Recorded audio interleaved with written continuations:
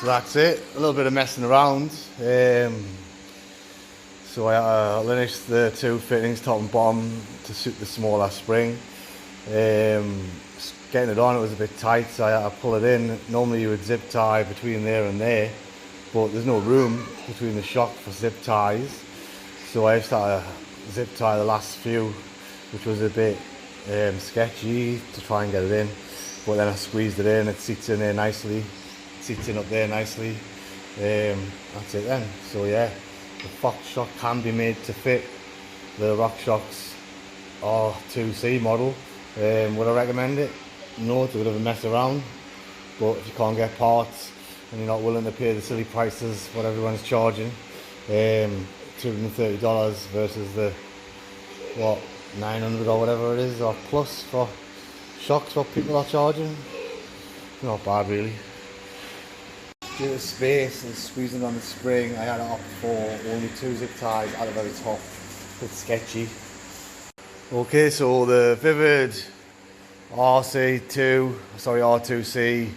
RockShox 240 by 76 came with a 500 by 3 RockShox spring. Shock feels great, but I clearly know, especially because I've gone with a shorter stroke, that I need a heavier spring in there to take up for the stress that will be put on the linkage should it bottom out. So yeah, I need a heavier spring to stop it bottoming out. Came across this shock not long ago for that couple of $100, $30, $230 all up.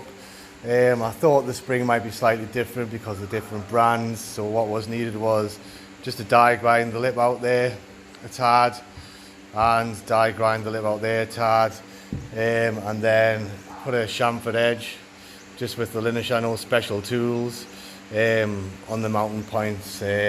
Same on the threaded part there, just linished it in, and hopefully that will work.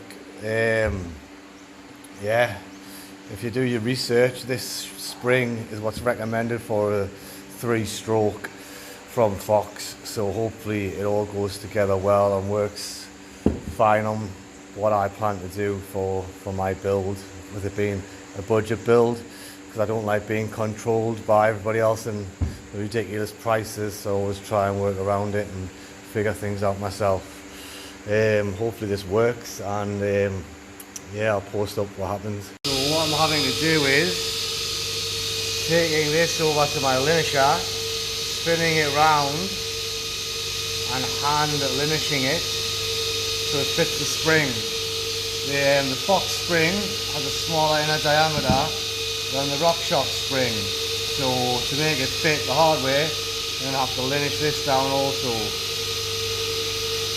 As you can see, a few mil from fitting, whereas in that one, it's cut straight in.